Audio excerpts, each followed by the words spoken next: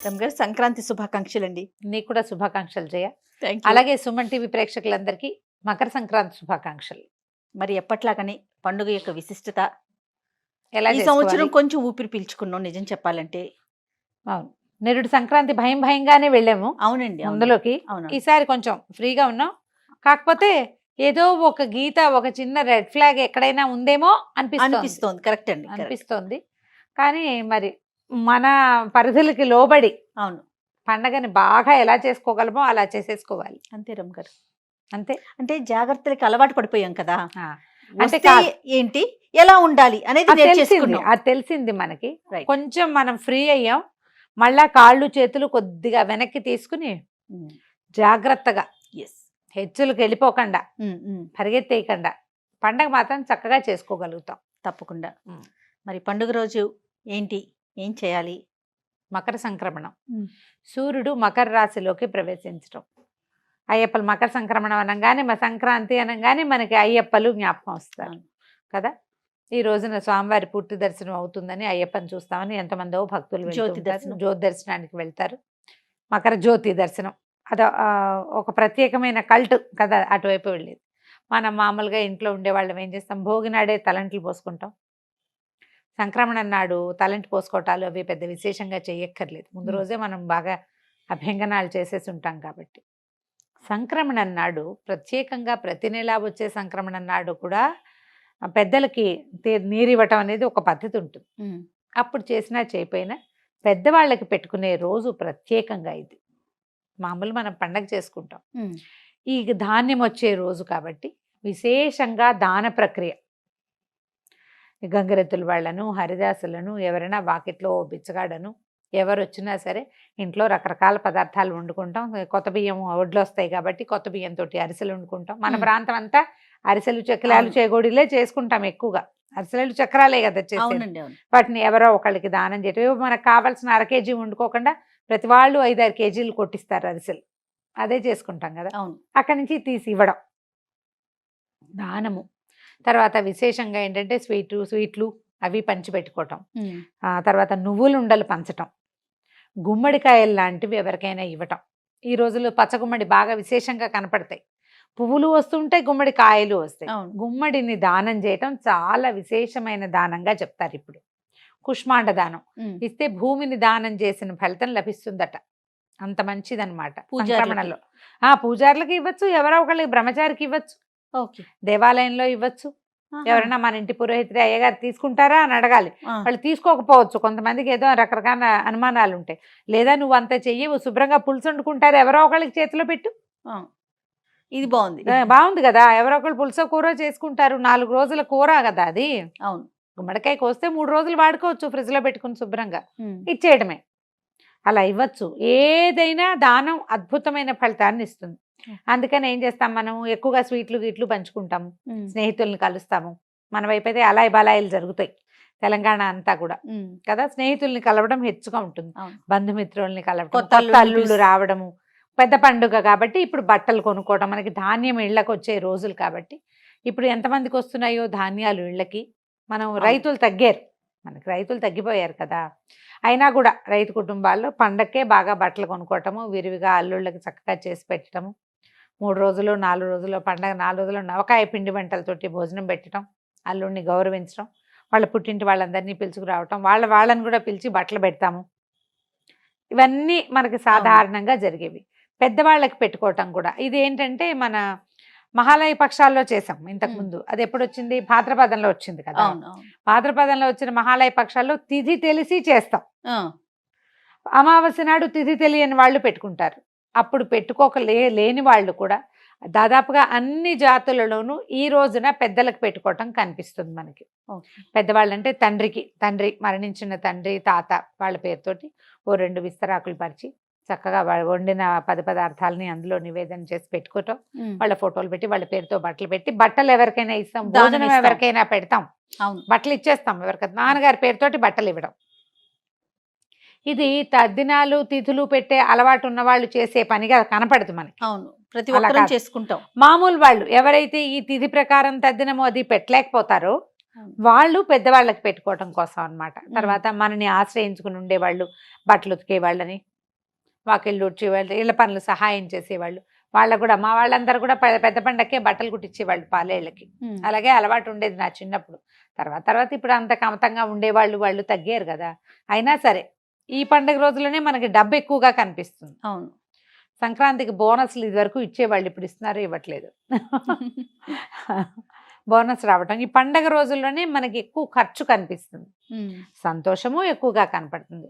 బొమ్మలు పెట్టే అలవాటు ఉన్న వాళ్ళు బొమ్మలు పెట్టుకుని బొమ్మలకి హారతి ఇచ్చుకుని ఇంట్లో తాంబూలాలు ఏమైనా ఇచ్చుకోవటం. ప్రత్యేకమైన పూజా విధానం పాటిస్తామా రమ్మగారు? బాగా ఎక్కువగా కనపడేది ఏంటంటే సంక్రమణం రోజున మనం దాన ప్రక్రియ అంటే పెద్దవాళ్ళకి పెట్టడమే కాకుండా ఎవరికైనా ఏమైనా పంచి పెట్టడం చేయాలి. ఓహో. ఇప్పుడు ఈ రోజున దేవతలు నిద్రలేస్తారని చెప్తారు. మామూలుగా మనం కాల గమనాన్ని 2 రకాలుగా కొలుస్తాం. అవును, 2 ఉన్నాయి. అవును. ఉత్తరాయణం, దక్షిణాయనం. దక్షిణాయనం అని. సూర్యుడే మనకి ప్రధాన దైవం, అతనితోటే మన రోజు, ఆయన ఉంటేనే మన రోజు. అంతే కదా. ఎంత పెద్ద జబ్బు చేసినా సూర్యరశ్మి సోకిన వాడి ఆరోగ్యం వేరేగా ఉంటుంది. సూర్యుడే ఆరోగ్యకారకుడు. ఆయన ఈ రోజు నుంచి ఉత్తరం వైపు నడక మొదలు పెడతాడు. ఈ నడక ఉత్తరం అంటే పూర్తిగా ఉత్తరం మీదగా వెళ్ళిపోడు, ఉత్తరం వైపుకి వాలి ఉదయించడం మొదలు పెడతాడు. మన మామూలుగా మనం ఒక సంవత్సరము దేవతలకి ఒక రోజు అని చెప్తారు. ఈ ఒక రోజు అంటే అందులో పగలు రాత్రి ఉండాలిగా. ఒక రోజులో వాళ్ళ పగలు ఏది? ఈ ఉత్తరాయణ కాలం. ఈ మకర సంక్రమణం రోజున ఉత్తరాయణం ప్రారంభం అవుతుంది. ఇక్కడి నుంచి మళ్ళీ ఆషాఢ మాసం ఇంచుమించుగా అప్పటిదాకా ఉత్తరాయణమే నడుస్తుంది. ఆ తర్వాత వచ్చేది దక్షిణాయనం. అప్పుడు ఏం చేస్తాం మనం? మనకి ఎన్ని పూజలు వస్తాయి అప్పుడు. అవును, ఎన్ని పూజలు, ఎన్ని రకాల నోములు, తర్వాత ఎన్ని ఉపవాసాలు, ఎన్ని స్నానాలు, ఎంత హడావిడిగా ఉంటుంది. అదంతా ఉపాసనా కాలం. ఇది ఇప్పుడు దేవతలు సంతృప్తి పడే కాలం అన్నమాట. వాళ్ళు నిద్ర లేచి చూస్తారు మనని, నువ్వు ఎట్లాంటి పూజా విధానం చేస్తున్నావు, ఎలాంటి దాన ప్రక్రియ చేస్తున్నావు, నువ్వు ఎట్లా సూర్యారాధన చేస్తున్నావు. దీని తర్వాత వచ్చేది పుష్యం, తర్వాత వచ్చేది మాఘమే కదా. అవును, సూర్యారాధనే. ఇది ఒక రకమైన సూర్యారాధనే ఈ రోజున మనం మొదలు పెడతాం. పొద్దున్నే సూర్యుడికి నమస్కారం చేసుకోవటం, తలంటి అవసరం లేదు కాబట్టి చక్కగా స్నానం సంధ్య ముగించుకోవటం, దేవుడికి దీపారాధన చేసుకోవడం. ప్రత్యేక పూజలు అంటే పల్లెటూళ్ళల్లో కనపడేదైతే ధాన్య లక్ష్మి పూజ. పెద్దగా పూజగా ఏం చేయరు. ధాన్యపు కంకులు ఇలా ఏం చేస్తారు, వాటిని కట్టేసి వేలాడేస్తారు. పక్షులు హాయిగా తినడం కోసం కింద ధాన్యపు కంకుల్ని పక్షులకు ఆహారం చేస్తాము. తర్వాత ఏమో పశువులకి చక్క గారెలు అవి వండి పశువులకు కూడా పెడతారు. ఒక్కొక్క ఊళ్ళో ఒక్కొక్క ఆచారం కనిపిస్తుంది, ప్రాంతాల వారీగా మారుతుంది కదా. ఇప్పుడు పాలు పొంగించే ఆచారము అది మన ఆంధ్ర ప్రాంతాల్లో కంటే, అంటే ఆంధ్ర తెలంగాణ ప్రాంతాల్లో కంటే కూడా కొంచెం తమిళనాడు బార్డర్స్ లో అక్కడ కనపడుతుంది. తమిళియన్స్ చేసుకుంటారు కాబట్టి పాలు పొంగించి చెరుగడతో కలపటాలు అవి మనం చెయ్యం, పెద్దగా మనం చెయ్యం. ఒకవేళ అలాంటిది ఏదైనా ఉంటే దీంట్లో మనం ప్రధానంగా గుర్తుపెట్టుకోవాల్సింది ఏంటంటే పండుగలు విధానాలు మన ఇళ్లల్లోవి, మన ఊళ్ళల్లోవి, మన ఇంట్లో ఏం చేస్తారో అది, మన పెద్దలు ఏం చేస్తారో మనం చేయటం. మనం అమెరికాలో ఉన్నాం, ఆస్ట్రేలియాలో ఉన్నాం, ఆఫ్రికాలో ఉన్నాం పోనీ, కానీ అక్కడ మన పండగ వాళ్ళు చేయరే. అవును, మన పండగ మనమే కదా చేసుకుంటాం. అప్పుడు మన పెద్దమ్మ మన అమ్మమ్మ ఎవరో ఒకళ్ళకి ఫోన్ చేసి పండగ రోజున ఏం చేయవో సంవత్సరం 2 ఏళ్ళు కనుక్కున్నారనుకో, 3వ ఏడాదికి మనకే తెలుస్తుంది. అంతే కదా. సోషల్ మీడియాలో ఫాలో అయ్యి వాళ్ళెవరో చేసే విధానాలు మాత్రం ఫాలో అవ్వద్దు. మనం సంస్కృతిని సాంప్రదాయాన్ని ముందుకు తీసుకెళ్లాలంటే ముందు వెనక్కి చూడాలి ఒకసారి. ఎప్పుడు కూడా వెనకాల ఏది ఉందో చూసుకుని దాన్ని ముందుకు తీసుకెళ్తే ఎందుకు పెట్టారో కొన్ని మనకు అర్థం కూడా. గోల్డ్ ఈజ్ గోల్డ్ కదా రమ్మగారు. కొన్ని విధానాలు ఈ విధానం ఎందుకు వచ్చింది అంటే దానికి పెద్ద సమాధానం ఉండదు. మన ముందు తరాల వాళ్ళు కూడా చెప్పలేకపోతారు. ఇదే మన అలవాటు, మన పద్ధతి. వాళ్ళు చేశారు, మనం కొనసాగించటమే. కొన్నిటికి రీజన్స్ మనకు అర్థమవుతుంటాయి. కొన్ని ఎవరైనా పెద్దవాళ్ళు చెప్తారు. రీజన్ తెలియనివి మన ఇళ్లలో ఉన్నప్పటికీ, మన ఊళ్ళల్లో ఉన్నప్పటికీ అది మనం కొనసాగిస్తూ ఉంటే మన పిల్లలకి మన మూలాల్లో నుంచి ఎంతో కొంత విజ్ఞానాన్ని ఇవ్వగలుగుతాం. ఎన్నో కొన్ని విధానాలని మన పిల్లల జీవితంలో జీన్స్ పరంగా రావాల్సినవి వస్తూనే ఉంటాయి. ఆ జీన్ సైక్లింగ్ ఉంది చూసావా, దాన్ని దెబ్బ తినకుండా ఉంచాలంటే ఈ రోజుల్లో ఇది తినాలి అని మన జీన్స్లో ఫిక్స్ అయిపోయి ఉంటుంది.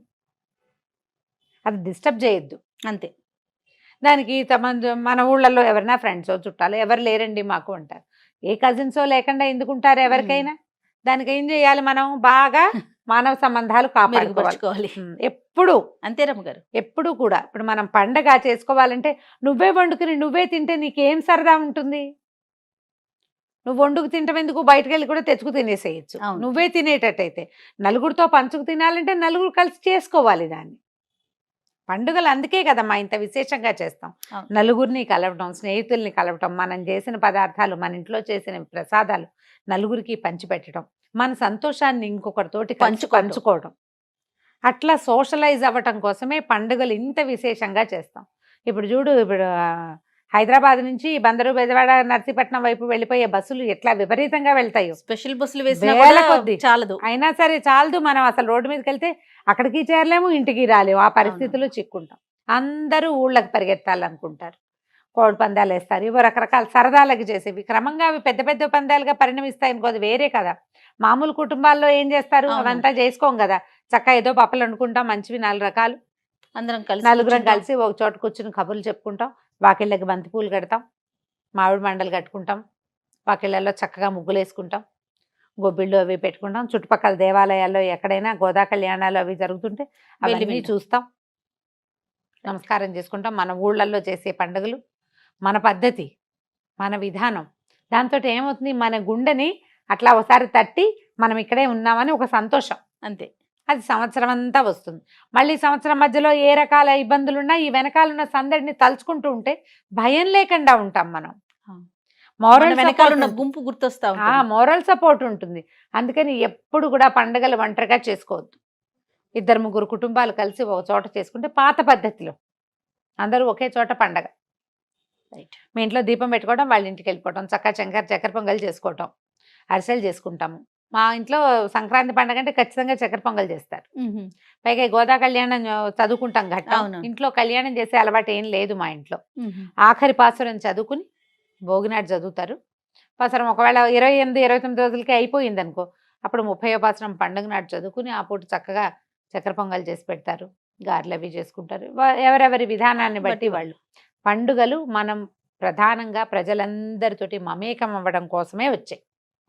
ఆ విధంగా సంక్రాంతి పండుగని ముందుకు తీసుకెళ్ళండి. ఎవరు చక్కగా కైట్లు ఎగరేసే అలవాటు ఉన్న వాళ్ళు కొన్ని ప్రాంతాల్లో వేస్తారు కదా, అవునవును. చక్కగా గాలిపటాలు ఎగరేసుకోవటం, పెద్దవాళ్ళకి నమస్కారం చేసి రావటం, అన్ని స్నేహితుల్ని కలవటం, ఇలా ఈ పద్ధతిలో పండుగని ముందుకు తీసుకెళ్ళండి. తప్పకుండా రమ్మగారు. మరొకసారి సంక్రాంతి పండుగ శుభాకాంక్షలు.